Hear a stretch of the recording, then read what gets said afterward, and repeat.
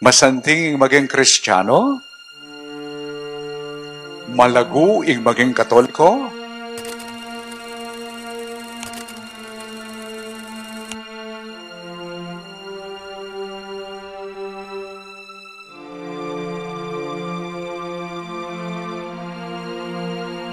"40 years ing milabas, o yan yung kakatamong atuan. Pero, 40 years, maging balayan na katamo ni nga pong Ginoo at imong Katoliko. Yay balayan, ining parokya, at itang misyon. Yapi ning panaral, king mayang kabalita. Aliwang mo yung amano tamo, nuning kakatampan yung biye-biye. Ampo, yung kakatamo, pamaging komunidad."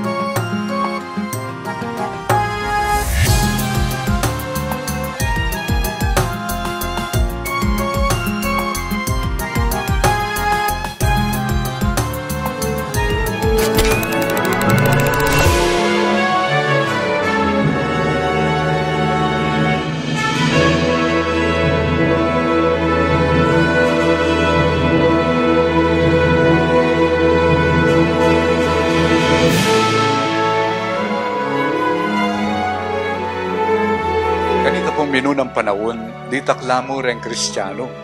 Makanano lang merakal.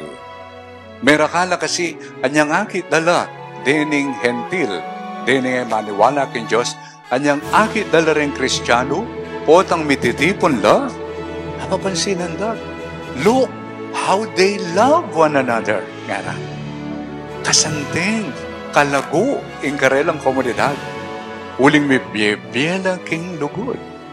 Dewari po, king libro nin dapat daring apostol, kay katamo nga basa no makananong kanita rin Kristiyano, aminuna, itang karelang kayatinan, pisalira, at nga binyera ka rin apostol, at makanano rin dinistribute, agpangkimpa mga ilan, no muna na rin pakakalulo.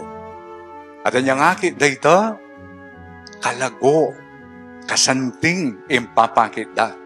Makanya pong may attract, makanya pong may kiyabe, at may converte rin dakal. Kasanting ing maging miyembro na ka ng parokya na ni Santo Rosario ketiking malusak. Baka tatangal do, pagawada niya po sigurong basilika ini lugar rin. Bota lumapit lang naman din dakal at tao kene,